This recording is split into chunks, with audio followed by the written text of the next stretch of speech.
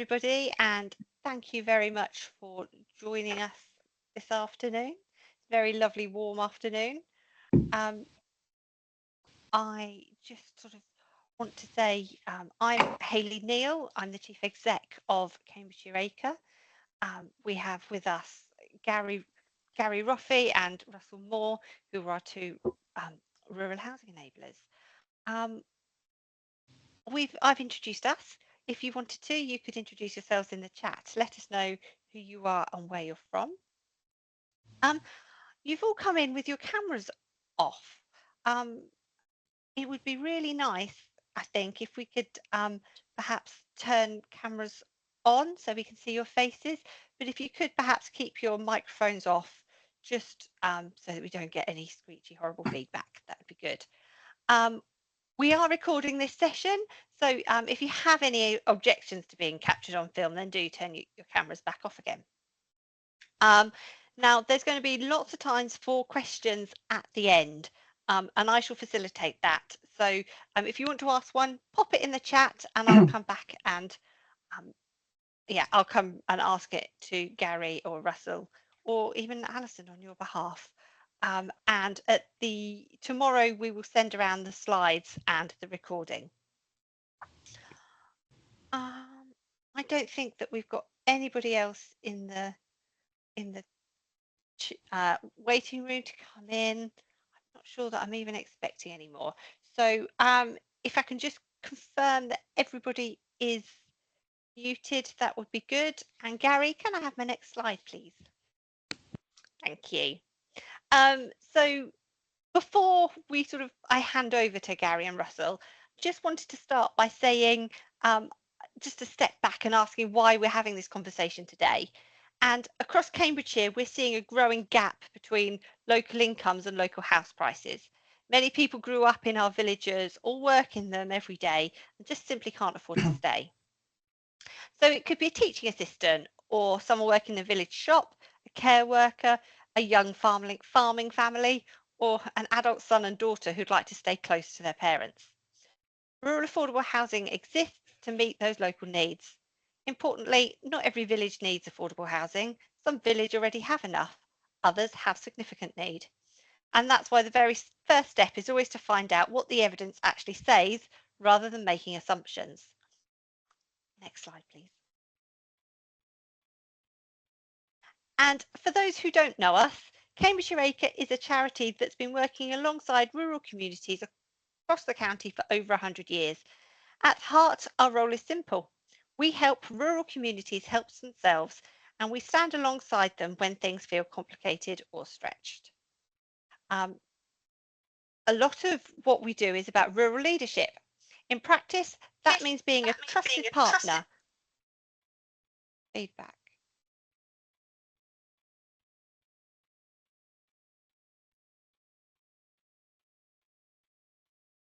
Sorry, where was I? So we bring people together, share good ideas between villages, help communities find funding, and make sure rural voices are heard when decisions are being made. We aim to be the organisation local groups can turn to when they have an idea or a challenge, and we want someone to help them work it through. We support community buildings like village halls and community centres, which are often the heart of rural life. We work with the volunteers who run them, helping with governance, funding and long-term sustainability, so those spaces can continue to host everything from social groups to advice sessions. As the reason why we're here today, we work on rural housing, helping communities understand their local housing need and, where appropriate, explore small-scale affordable homes for local people. It's about shaping development with communities, not doing things to them. Another key area is wellbeing and inclusion. Through our community hubs and village agents, we support people who might be isolated, digitally excluded, or struggling with the cost of living. It's practical, person-centred support that often stops small issues becoming bigger crises. We're increasingly involved in the environment too, supporting communities with projects around water, flooding, biodiversity and green spaces, helping rural areas become more resilient and climate aware. And we care about the rural economy. Thriving villages need jobs, skills and sustainable local businesses. So we support communities to think about how they stay vibrant and viable in the long term. So, really, we worked at the point where people, place, and possibility meet. We're here to help rural communities stay strong, connected, and able to shape their own futures. So, I think it is time now for me to hand over to Gary and Russell, my fabulous rural housing enablers, who will introduce themselves. Thank you very much. I think, Gary, you're going first, aren't you? Hi, Amy. Thank you, Hayley. I'm Gary Roffey. I'm one of the rural housing enablers for Cambridge Acre. Myself and Russell are going to share the presentation, so I'm going to do the first part, and then Russell will do the second half. So yes, we're following on from what Hayley started with, the introduction. Just really, first of all, looking at what type of rural affordable housing we work with. And as Hayley mentioned, it's small scale developments, and for us, small scale means normally 8 to 15 units. Now, it's sometimes more, sometimes less. We've had schemes of 6 units. We've also got one on site at the moment of 29 units. So there is some variation there, but typically it's around that sort of 8 to 15 unit development that we tend to work on. The key thing about the rural affordable housing that we're involved with is for local people. And local means local to the parish. Now that may be somebody who's already a resident in a parish, or it may well be that they are somebody who's moved away from the parish or has relatives there, or maybe has a connection through work. And the type of affordable housing that we deal with is primarily affordable and social rent and shared ownership. Affordable rent is affordable housing which is set at 80% of the market rent. Up until recent time, that was the main form of rented affordable housing that we were delivering. However, the current government has been very keen to promote social rent, which actually comes in at a lower rent. That's set on a national formula. So that comes in at around 50 to 60% of market rent. But we also have some shared ownership on the schemes that we help facilitate. They are by part rent. And residents can staircase up to a certain level with those properties. The way that the affordable accommodation is achieved, obviously, it's because it's at lower cost levels to the resident than it would be in the market, is through a combination of factors. One of those factors is land prices, but also its levels of grant contribution, which can be obtained through Homes England and also sometimes from the local authority. And that's the way those subsidised rents and shared ownership products are able to be produced. Another key feature is that the properties that are built are very much designed to fit with the existing character of the village. These aren't off-the-shelf products. The housing associations who we partner with to develop these schemes are experienced in dealing with rural housing schemes, and they will have close consultation with the community to make sure that the properties that are built do actually fit with the existing character and vernacular of the village. So Hayley's touched on this next slide, is in terms of why a lack of affordable rural housing matters. And one of the key issues is that prices in a lot of the villages throughout Cambridgeshire are much higher than local people can afford in terms of market housing and in terms of private rented properties as well. So it means that many people who are born within a village may not be able to stay there, and people who have moved away are unable to move back.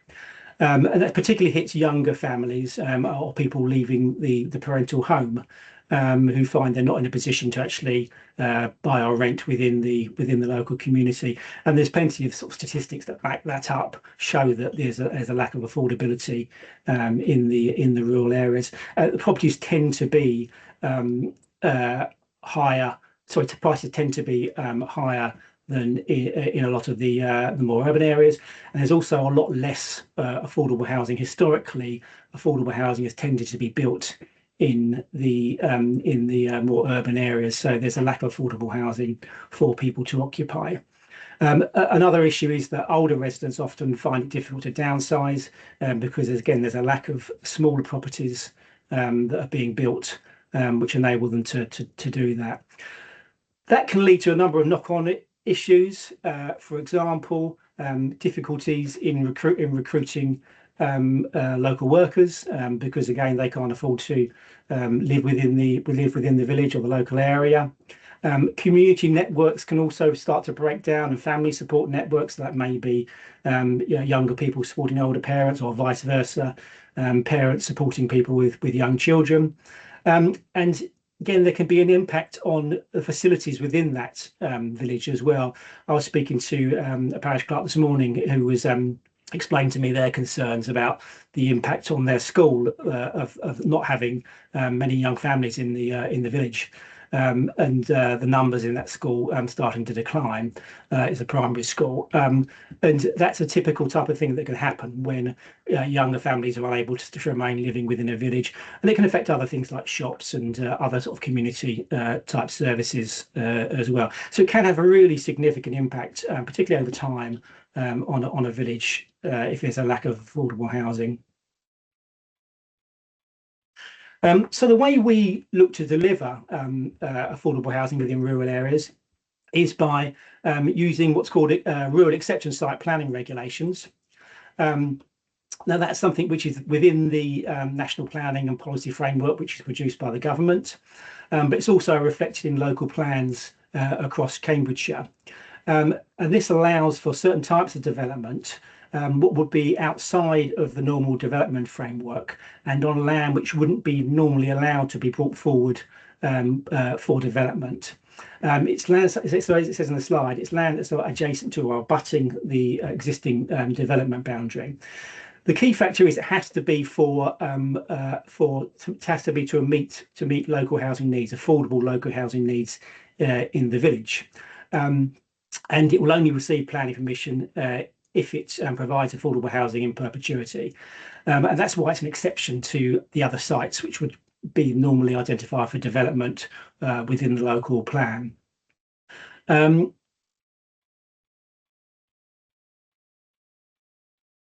some sites, they do allow a small amount of open market housing, and that's really to make the site viable financially. So it allows some cross subsidy by putting perhaps a couple of market units on the site for sale. That doesn't always happen. It happens sometimes. It's very much site dependent, and really just to make it stack up. So the development overall is restricted in size because it's designed to meet local need, and also in tenure as well. And the way that need is identified is that we will, Cambridge Acre, do a housing needs study. That is a local housing needs study. We literally will write to all the residents within the local area, and also encourage people who have perhaps got connection to the parish to fill in the survey as well. And from that, and with information from the District Council's housing register, we're able to put together a picture of housing need within the local area. And it's that which guides the type of scheme which is developed in a rural housing exception scheme process. So we've just got a few examples here of what it looks like. This is a scheme in Colne, which is in Huntingdonshire. It's opened a little while ago now, in 2018. This is one which is managed by one of our partners, Hastow Housing Association. 7 rented homes, 3 shared ownership. So again, that's that mix that I explained earlier on. And again, this one does have 2 market homes in it, which we use to cross-subsidise the process. And although you can't see me, I am in that picture in the top right hand corner in the background. If you look for a shiny head, you might just be able to pick me out. So yeah, that was when the scheme was opened. I was actually working for Hastow then, so it was I was at the opening. But yeah, it's a really nice scheme, and it looks very much fits really well with the village. It's got a couple more examples. This one is in Till Close. So this is what's one's in Fen Drayton in South Cambs. We did the housing needs survey here in 2017, which identified a clear need.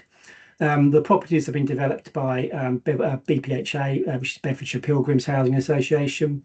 It was 14 homes, a mix of 14 homes of affordable accommodation for rent and shared ownership again, and a mix of types of property sizes again, which is linked back to the needs survey and what that identifies, and just completed last year. Again, it's a really nice scheme, and really well received by the local community, and been occupied by people who've got a strong connection with the local area.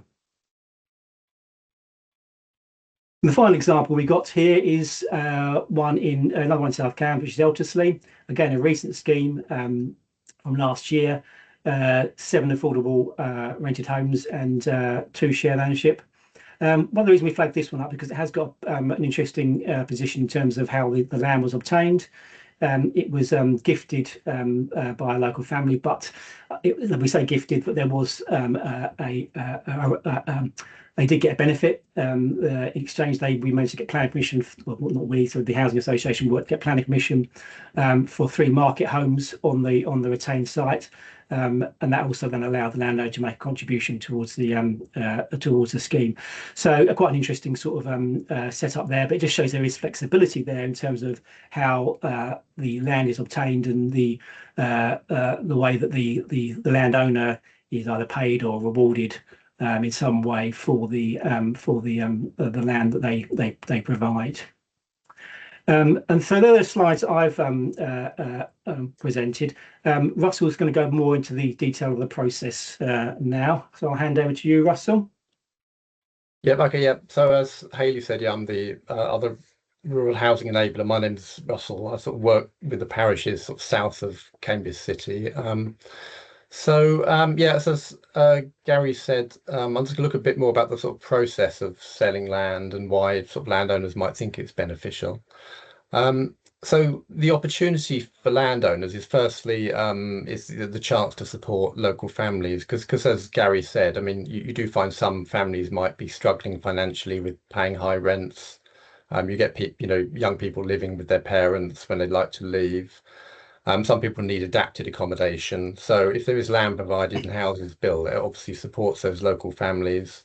It helps people stay in the village, obviously, because people's children can then stay there, and so future generations can stay. It keeps communities thriving as well, because as Gary again mentioned, he talked about you can get staff, for example, can't have problems accessing.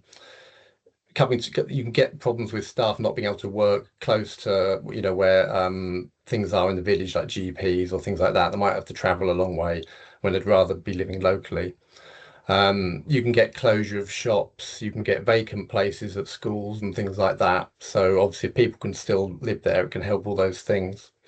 It can also create a lasting legacy for somebody as a landowner, because obviously it's helping people not just short term, but obviously as Gary mentioned, the houses are in perpetuity over sort of many decades. They would obviously stay within the village and get passed on. If anybody leaves, it goes on to somebody else in the village. So that's why it's sort of a lasting legacy to help the village. And finally, of course, there's receiving sort of a financial return from a small parcel of land. As Gary sort of also mentioned, it's what's usually released as a rural exception site is agricultural land, which doesn't have much value in itself because it can't normally be sold for development. And if that kind of land is sold, it has quite a low value. An acre can often only be about £15,000.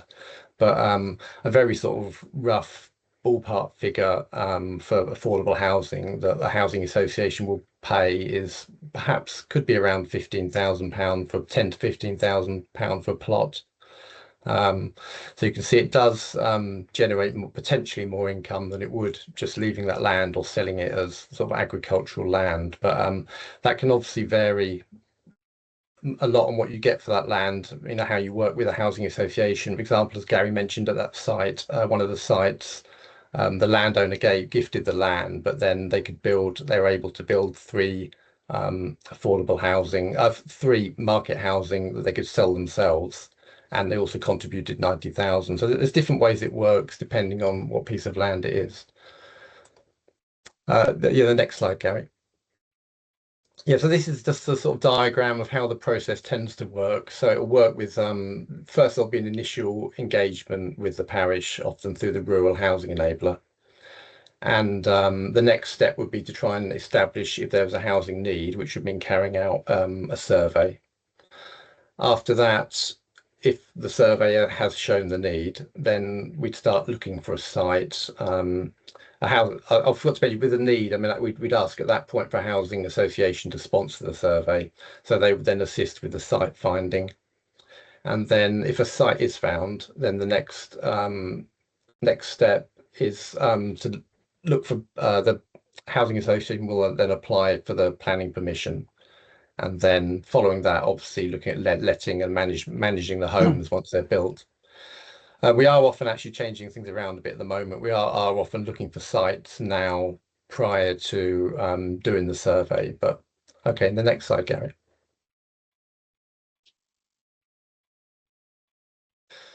Okay, so looking a bit about because some landowners like to be very involved in the process, but that isn't necessary. So as a landowner, you don't have to, you're not becoming a developer. The housing associations will develop and manage the homes. Local authorities obviously deal with the planning.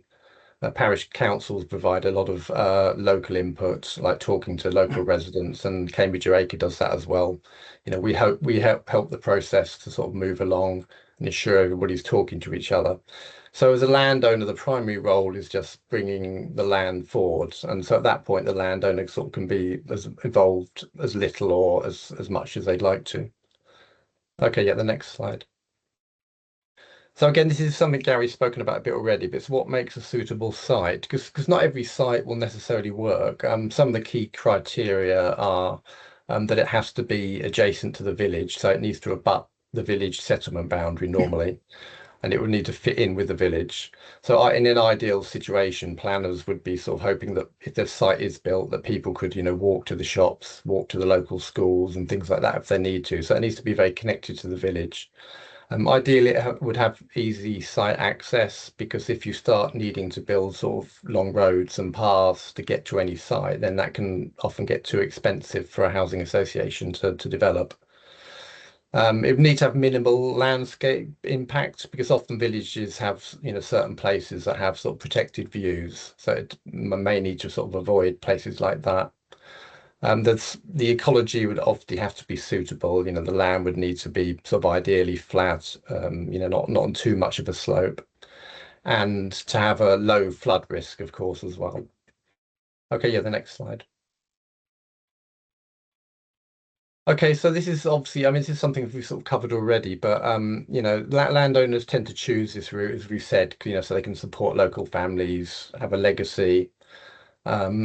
Also, they'll be happy to support it because there is community backing. Because obviously, there can sometimes be sort of friction with building houses, in a village, but when we follow this process, we always make sure that the community is engaged all the way through. They have input on, if houses are eventually going to be built, the parish and the community have input on what those houses will look like. They can feedback all the time. So it's important that it has community backing. And of course, as we've said, your homes are being provided for local workers. For yourself as a landowner, obviously it's important that this is, as we've mentioned, this is land that wouldn't normally be able to be developed because it's on greenbelt, and it's only being released because it's an exception and because it's for local people and need has been shown. So it's land that otherwise couldn't be used. And obviously there's also the profit, from the sale of that site. Okay, yeah, the next slide. Okay, and for any land agents, obviously, if the important thing would be obviously exploring this sort of legacy with any clients that you might have, to see if that is something they'd be interested in. Perhaps working with the landowner to identify any sites that might be suitable and starting early conversations on that, because it can take a long time to sort of find sites. It'd be important to manage expectations, obviously, because as we've mentioned, a site wouldn't be sold the same price as a site would be if it was in the development boundary. But it's also, a site that wouldn't normally get permission to be developed. And obviously is highlighting the benefits of what it provides to the village. Okay, the next slide. So, if it's something you're interested in about starting a conversation, obviously you can speak to, or get Gary or myself confidentially about, any possibilities. There's never any commitment. And obviously we welcome sort of any early discussions, because obviously the process, can take a long time. So it'd be good to, talk to anybody sort of early. Okay, next slide. Yeah, so now we're just going to sort of hand over to any sort of questions that might be in the comments box or that anybody might have on what we've been talking about. So we haven't got any questions in the chat at the moment. If anybody has got one, please raise your hand or type it in.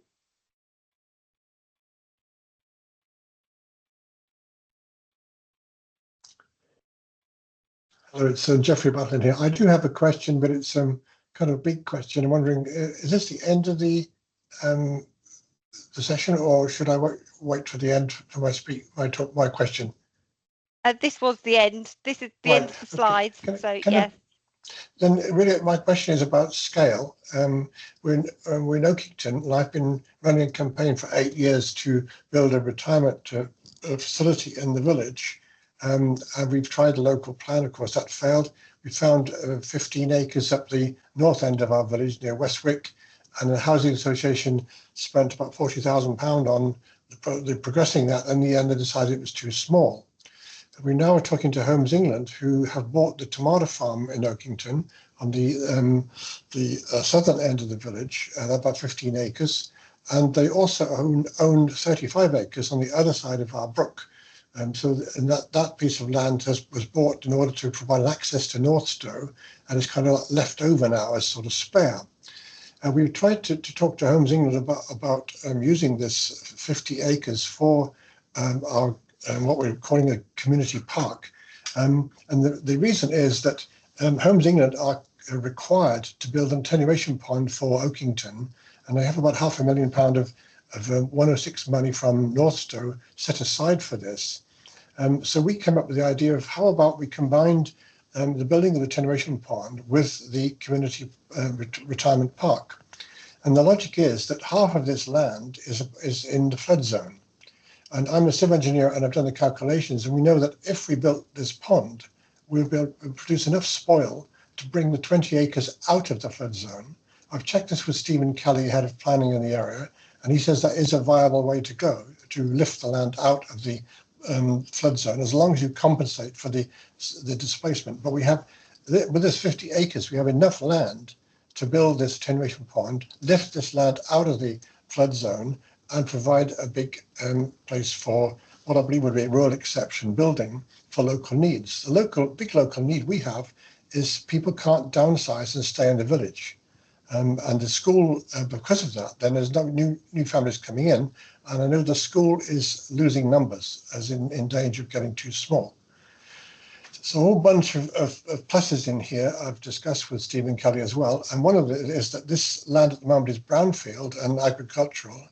So we would provide huge biodiversity net gain by building this up as a park and providing lots of green and other benefits. But my problem is that 50 acres, clearly we could combine this with some, with profit building to compensate for providing the affordability.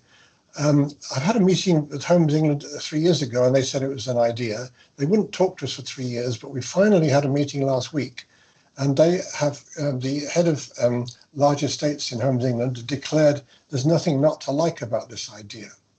So he's willing now to listen and wants us to come up with a design. And one of my questions is how Acre could help me with this. In the past, I've had Acre help us run a community plan in the village when I was on the parish council, which was excellent. But I'm curious now as to what role Acre could play in this, and also who would be the developer for us. We could go back to housing associations now that go back to the one that turned it down before when it was too small. From what you've been saying, 15 acres is huge. And currently 50 acres is way outside the limits you've been talking about. So my big question is there a hope of getting rural exception for this large site? Oh, I should add one more thing. We plan to build an amenity centre on the site in order to push for intergenerational connections, so that the current community will use this centre and then mix in with all the retired people. We also plan to build, we're hoping to build a set of like bed sits for very young people on the Swedish model of then providing them with very low rents on the basis that they then contribute some time to the older people in the village, which really pushes the full scale of intergenerational benefit. So and on top of that, we think that the land is big enough to offer a chunk of the land to a care home, to let them build a care home on site. So then you have all sorts of positive synergies between all these elements.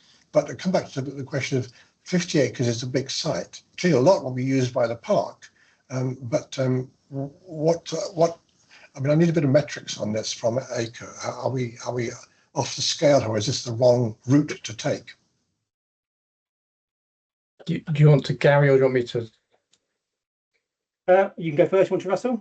I mean, yeah, I was going to say, like you said, it sounds like, yeah, that's like a strategic site, because, yeah, with the rural exception sites, that they can be large, and they are usually sort of 10 to 15 10 to 15 houses. But yeah, I mean, there are occasions when there have been sort of larger. I think there's one Gary's aware of in the north. He could tell you about that, was a bit larger, but for it to be a real exception site, it has to be the majority, nearly all affordable housing, and they may allow sort of, you know, one or two market houses or just a few, just to help make the scheme viable.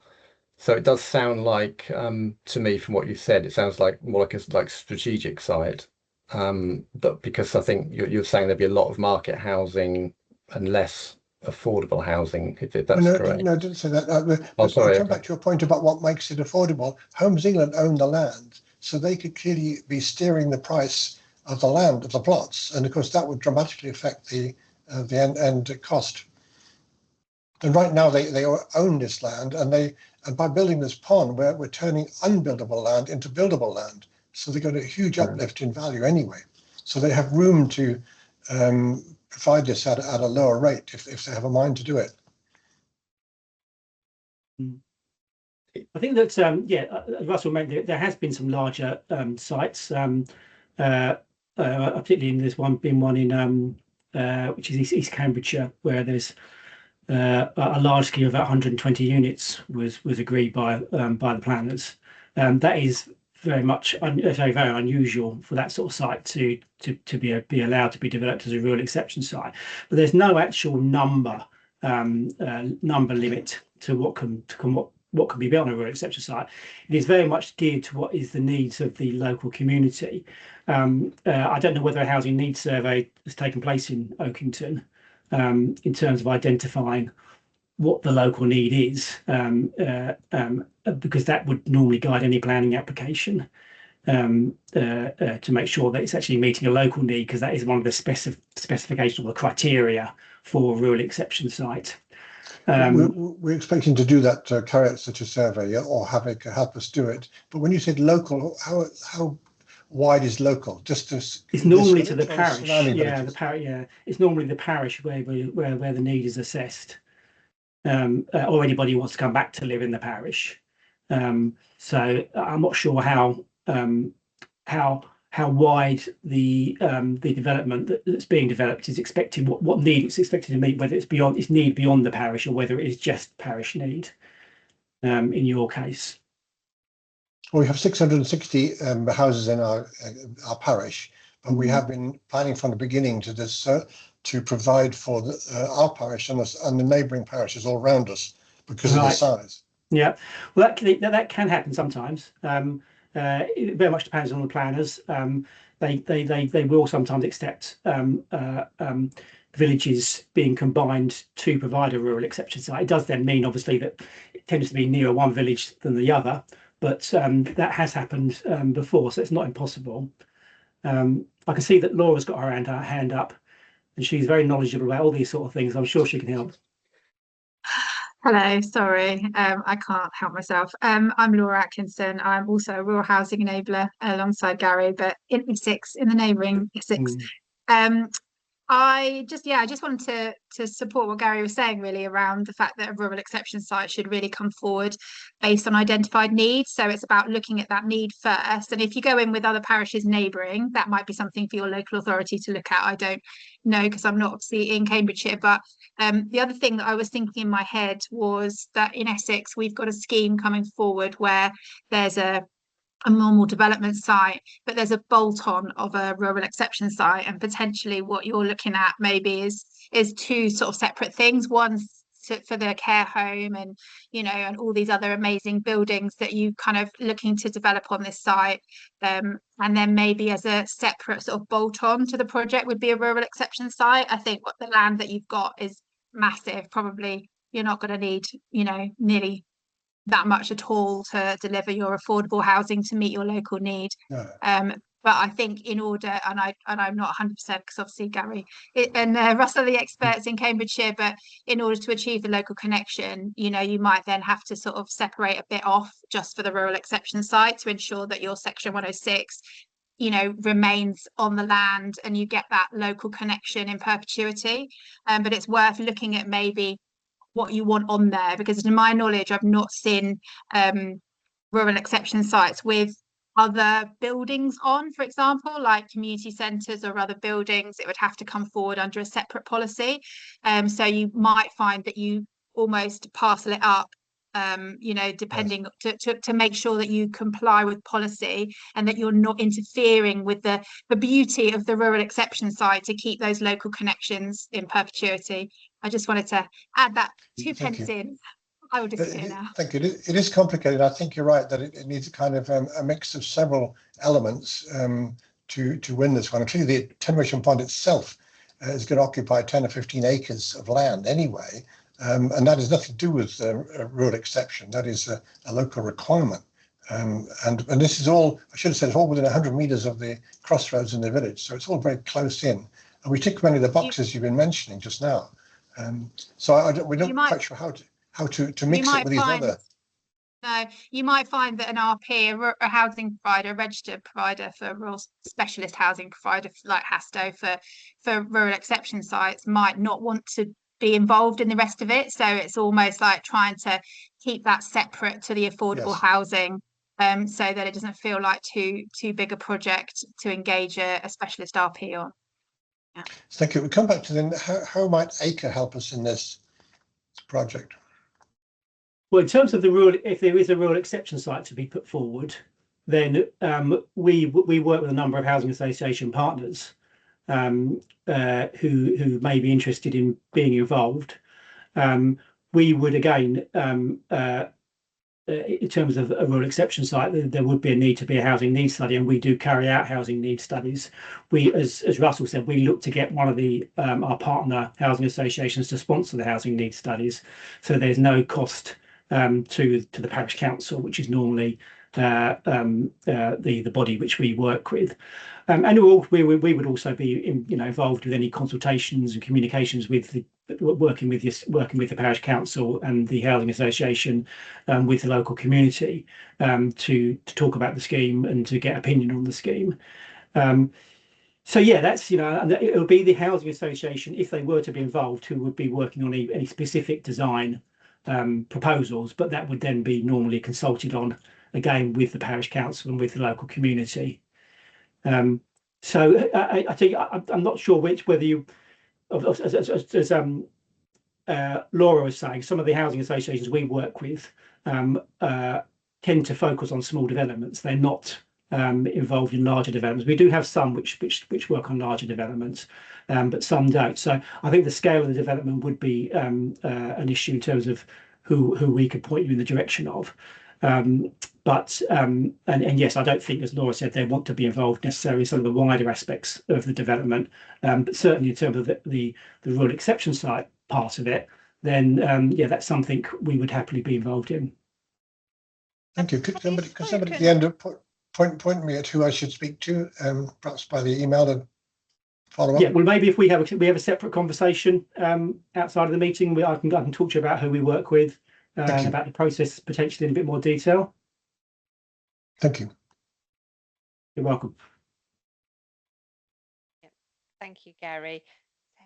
Definitely worth you talking. I assume that you've been talking to the enablers at South Cans District Council. You've got a couple of good ladies there that I'm sure would advise you as well. I haven't got any other questions. Has anybody got anything? Any other hands raised or questions in the chat?